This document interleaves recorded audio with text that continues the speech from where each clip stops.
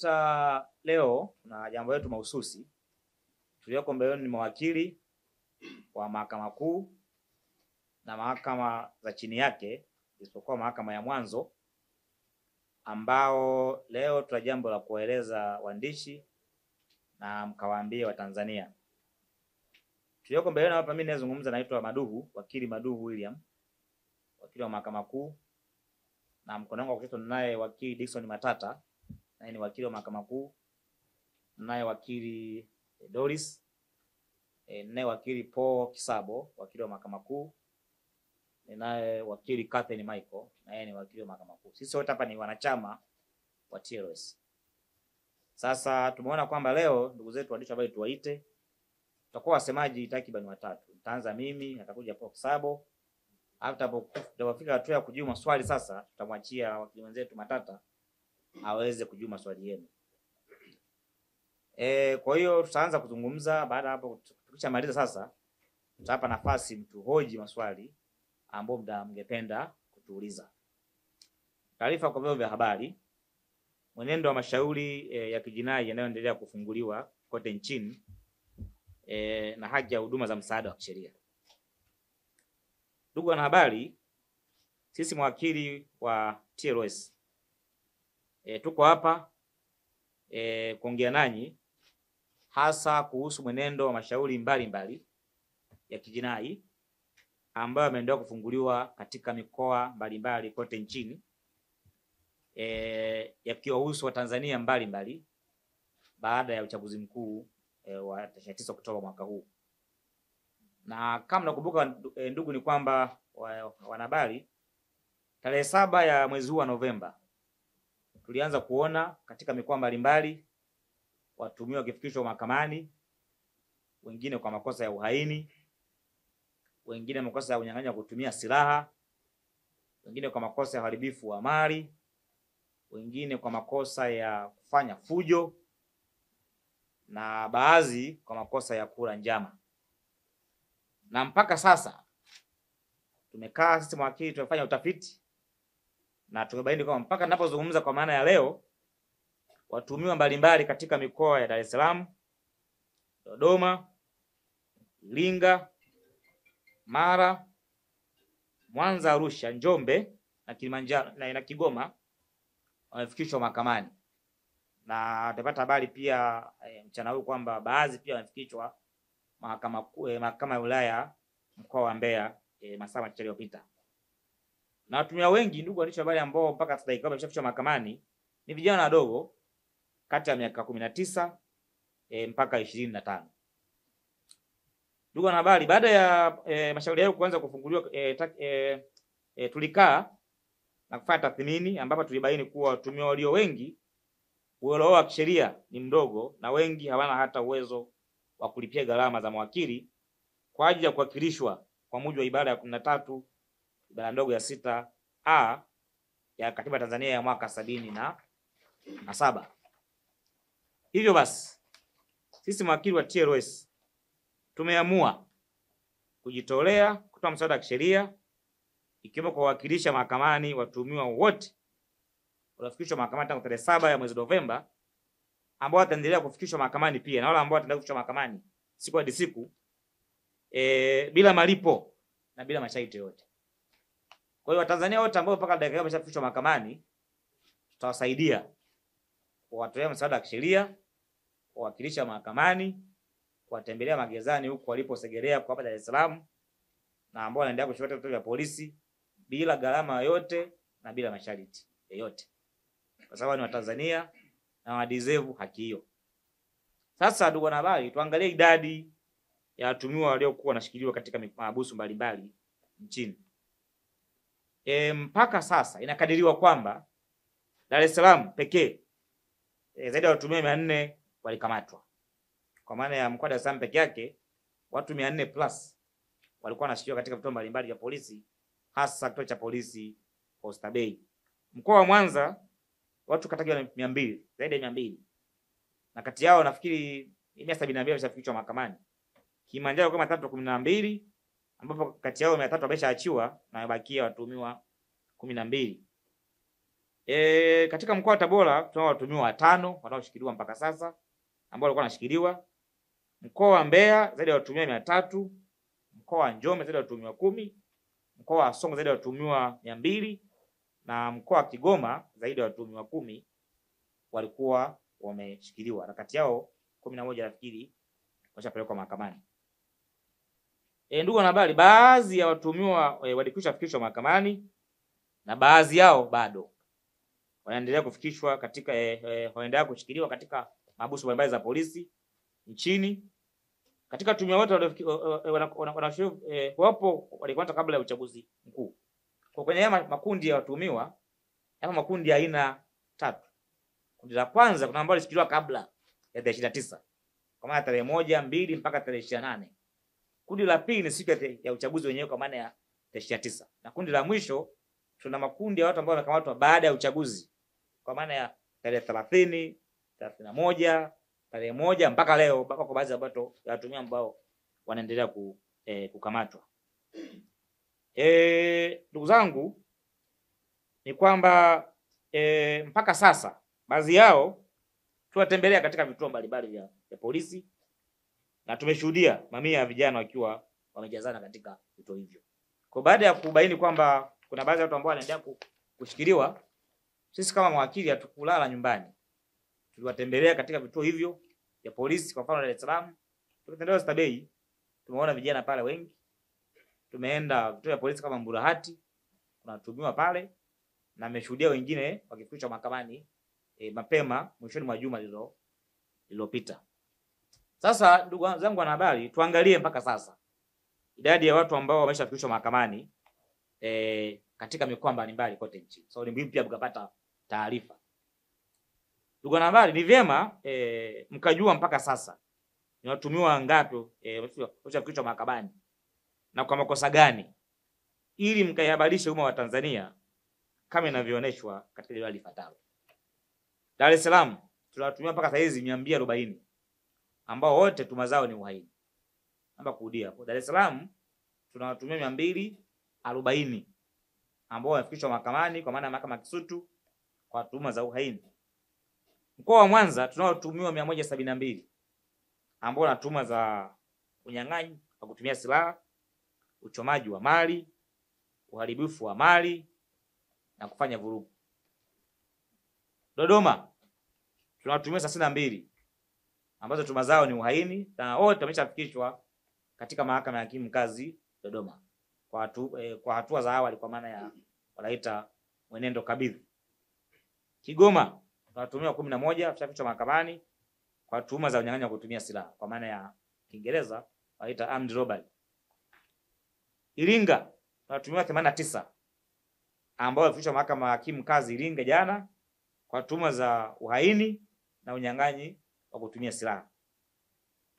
Njombe tunatuhumiwa 9 ambao walifikishwa mahakamani Ijumaa iliyopita kwa tuhuma za uhaini. Arusha bado hatujadhibitisha rasmi, lakini tuna takribani sio taarifa rasmi, kwa hiyo mnaweza mkawa kokoti au mkatumia lugha ya jumla, zaidi ya watu 60 huenda wakafikishwa mahakamani na baadhi wameshafikishwa kwa tuhuma za uhaini, lakini bado hajapata hati ya mashtaka. Kwa tukipata hati ya mashtaka tutawabrief. Tabora tunao watuhumiwa 5 ambao bado wanaendelea kushikiliwa polisi, lakini nao nimesikia kwamba watafikishwa mahakamani muda wote kuanzia sasa. Tutapata taarifa rasmi na mamlaka za Tabora. Bunda kwa maana ya mkoa wa Mara watuhumiwa 29 ambao hawa wanatuhumiwa na tuhuma za uhaini. Tarime watuhumiwa 9 tuhuma za uhaini, na mkoa wa Iringa kwa maana ya Mafinga watuhumiwa 5 nao kwa tuhuma za uhaini.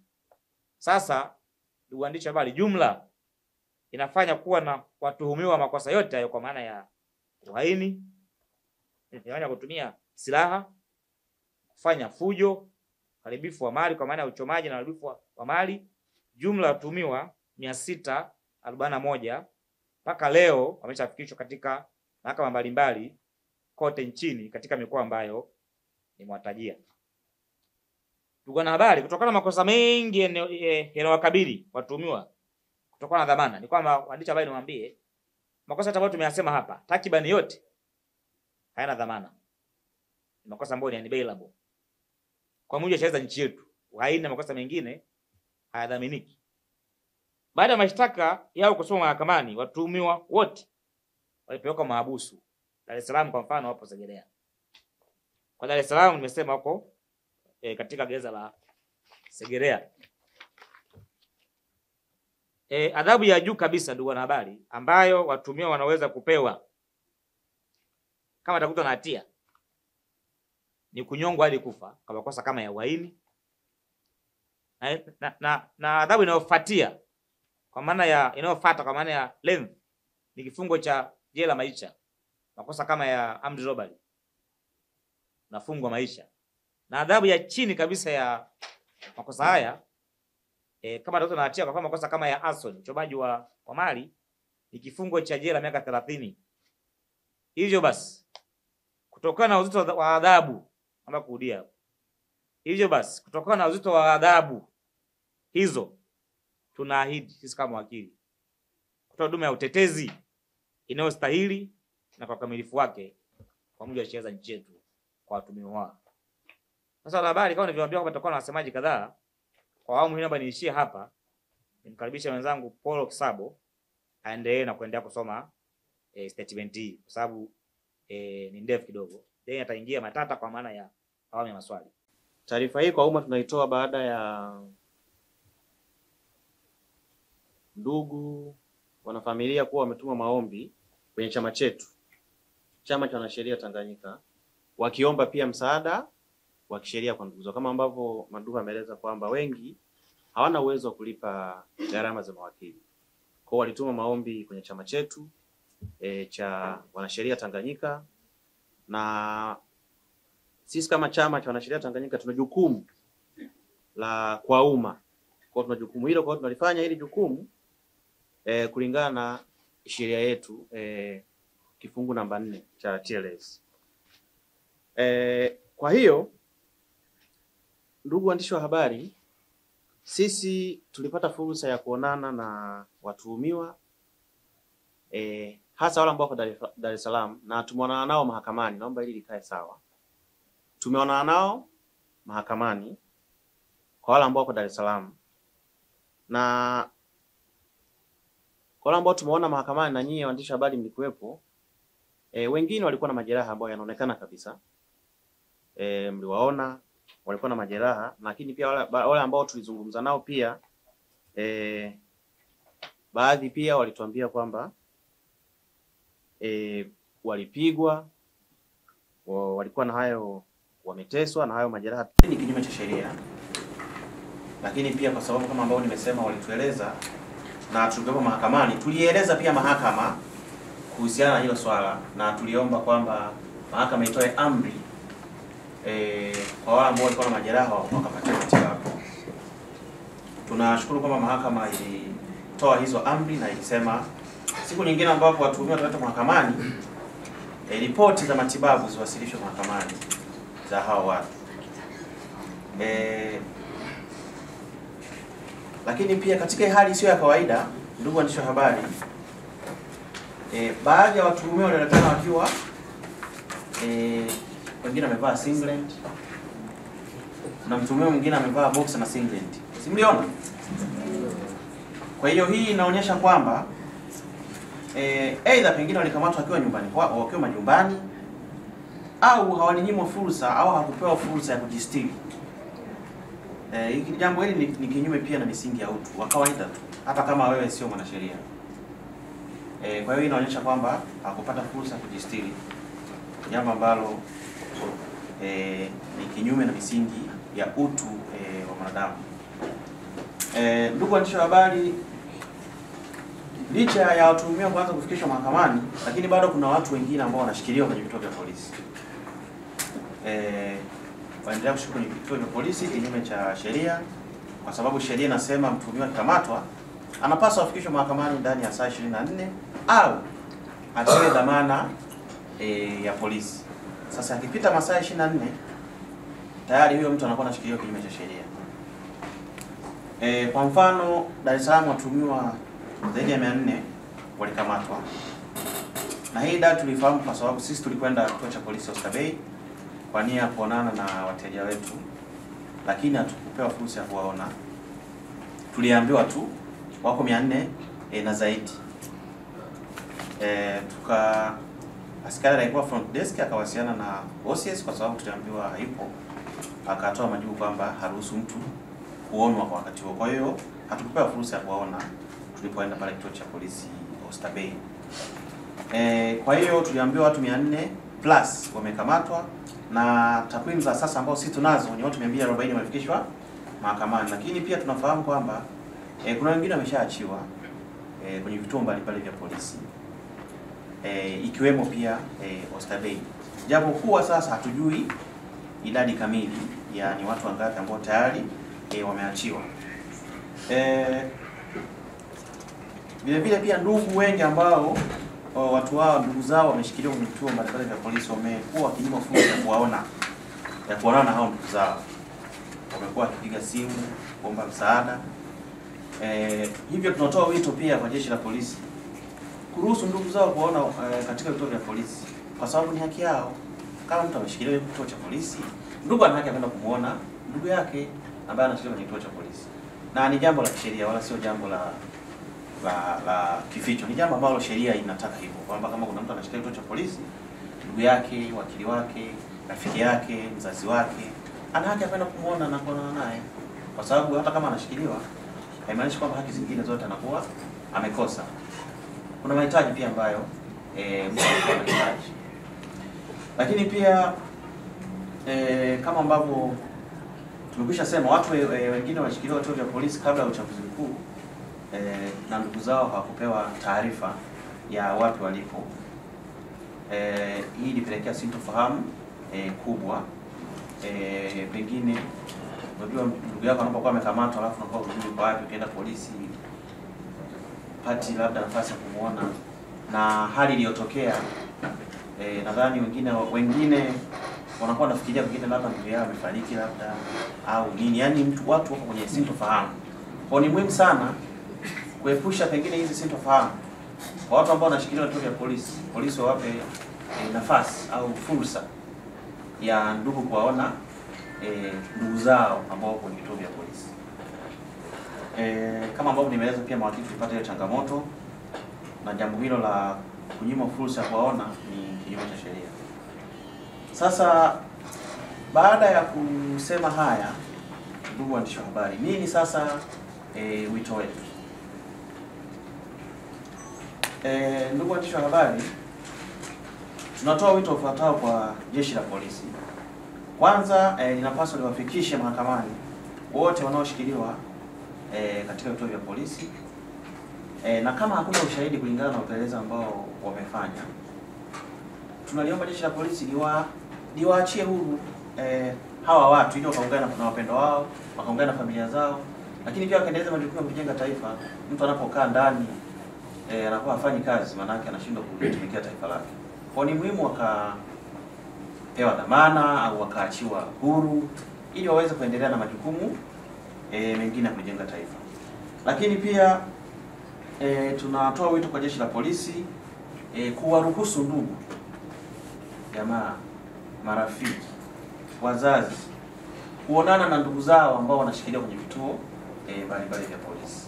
Kama ambavyo mnajua watu wanashikiliwa kwenye vituo mbalimbali maeneo mengi nchini. Kwa hiyo wapewe hiyo fursa ya kuonana nao ili angalau waweze kuwapatia pengine hata na mahitaji na vitu vingine ambavyo kimsingi vinahitajika kwa mtu ambaye amekamatwa. Lakini pia tunatoa wito kwa jeshi la polisi kuruhusu mawakili wote nchini kuhakikisha kwamba wanaonana na wateja wao ambao wapo kwenye vituo vya polisi ili waweze kuwapa msaada wa kisheria. Msaada wa kisheria sio mahakamani tu. Kwenye vituo vya polisi pia watu wanahitaji msaada wa kisheria. Iwe gerezani, watu wanahitaji msaada wa kisheria. Kwa hiyo watuhumiwa kama ambao tumeeleza wengi hawana uelewa wa kisheria. Kwa ni muhimu wakakutana na mawakili wao, wakazungumza nao, wakapata msaada ambao unastahili kwa mujibu wa sheria, msaada huo wa kisheria. Lakini pia tunatoa wito kwa jeshi la magereza kwa wale watuhumiwa ambao tayari wameshafikishwa mahakamani. Nadhani mnafahamu kwamba kuna baadhi ya watuhumiwa wamefikishwa mahakamani pasipo taarifa kwa ndugu au mawakili, kwa hiyo walisomewa hati za mashtaka au mashtaka yao mahakamani pasipokuwa na wakili au ndugu. Kwa hiyo wamepelekwa, na baada ya hapo wakawa wamepelekwa kwenye magerezani kulingana na kwamba tuhuma ambazo zinawakabili hazina dhamana. Kwa hiyo na haijaelezwa wazi kwamba wamepelekwa kwenye magereza gani.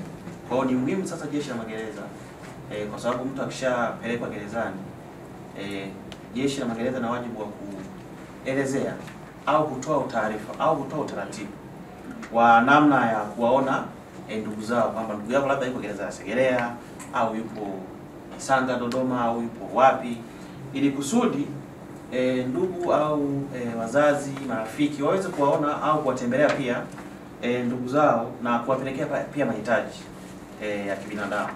Kumbuka hawa ni watuhumiwa, na kwa mujibu wa katiba mtu yoyote anapaswa kutendewa kwamba kuonekana kwamba hana hatia. Sawa? Hiyo ni kwa mujibu wa katiba ya Jamhuri ya Muungano wa Tanzania. Kwa hiyo hawa watu wana haki zote isipokuwa haki ya kwenda sehemu yoyote anapotaka. Kwa haki zingine zote za binadamu wanazo. Kwa hiyo wanahitaji kupata mahitaji yao mbalimbali ya kibinadamu, mavazi na mengineyo, mahitaji ambayo ni muhimu. Lakini pia jeshi la magereza kwa wakazi wa Dar es Salaam wengi watuhumiwa walipelekwa Segerea.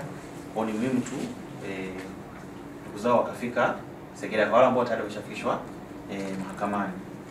Lakini pia tunawasihi sasa, tunatoa wito pia kwa ndugu wazazi au wanafamilia, watu ambao wameshafikishwa magerezani waende na vitambulisho pia, kwa sababu utaratibu kufika gerezani kwa mtu wa kawaida unatakiwa utoe kitambulisho. Hata sisi mawakili pia huwa unaonyesha kitambulisho chako.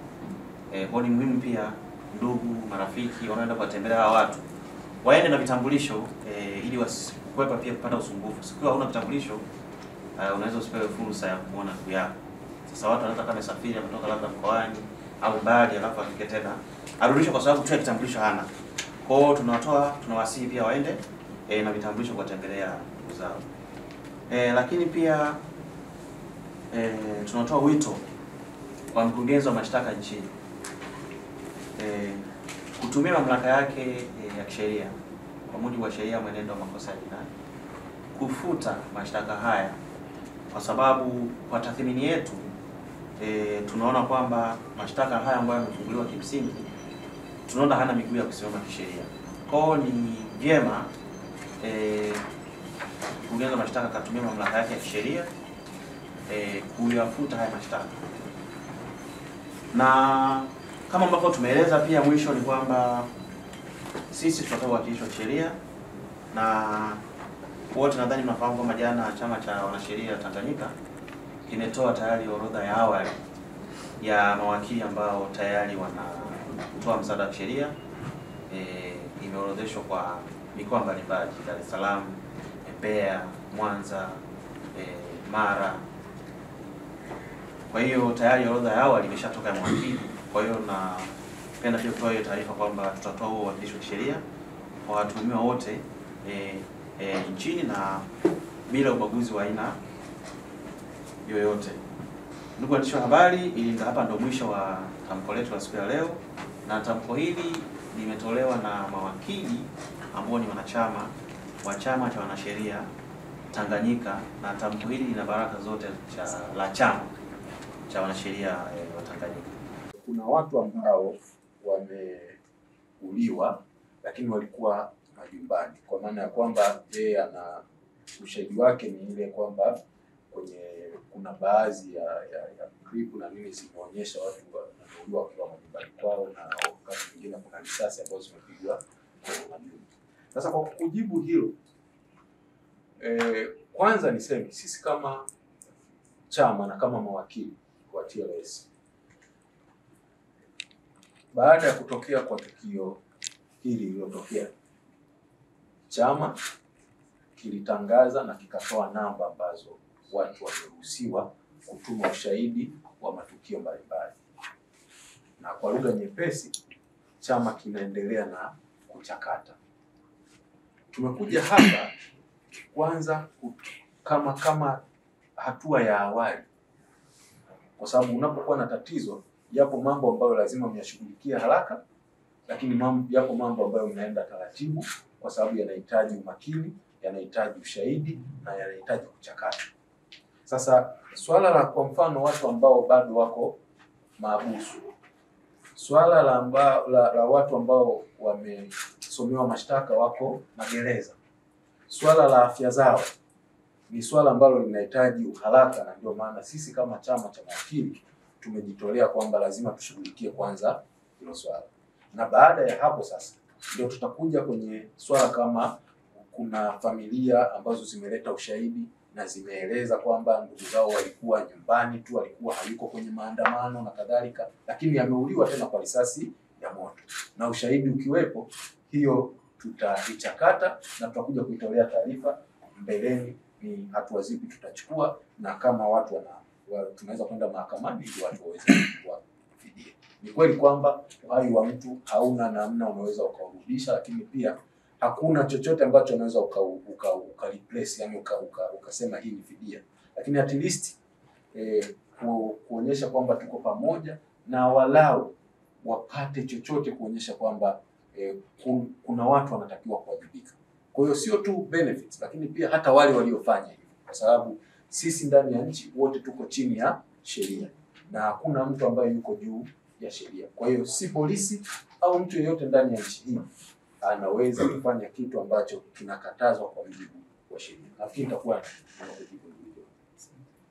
Nikija kwenye swali la pili juu ya kuwajibishwa, nafikiri linaendana na la tatu, na kwa mantiki hiyo majibu ni yale yale, kwamba kwa sasa kitu ambacho tunakiangalia sana ilikuwa ni kudili na hiki.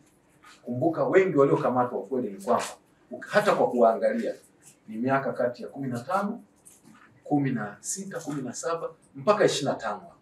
Hawa watu wengine ni wanafunzi, hawa watu wengine ndio wamemaliza shule wako mtaani, hawa watu wengine ndio wale vijana ambao walikuwa wanatuoshea magari kwenye sehemu za barabara, na sasa hivi wengi ukiangalia hatuwaoni, hatujui wako wapi. Waandishi wa habari, natamani hii kitu muifuatilie, tujue baada ya tukio wale watu wanaenda wapi, kwa sababu kumbukeni, sisi wengine tulikuwa tuna sehemu ya kujihifadhi, wale wanalala kwenye vituo vya daladala.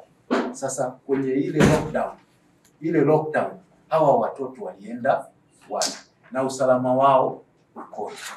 Lakini pia sasa iwe lai pia kwa vyombo vinavyohusika na ulinzi na usalama, vitoke vituambie hawa watu wako wapi.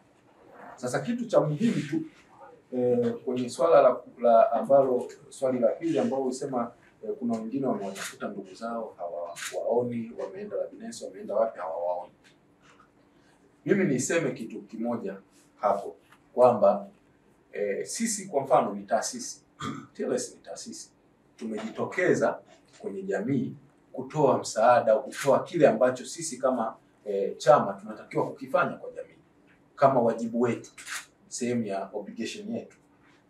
Ninatamani kuona pia taasisi nyingine ambazo zina wajibu kuhakikisha zinatoka. Kwa mfano, tunatamani kuona hospitali, watu wanaohusika hasa wizara au mahospitali yatoke watuambie, na kwa kibidi waweke orodha ya watu ambao walienda walipokelewa kama maiti na kadhalika, au walitibiwa pale, ili ndugu na jamii iweze kujua ukweli. Lakini pia vyombo vya ulinzi na usalama vijitokeze, vituambie wanajua vifo ni ngapi,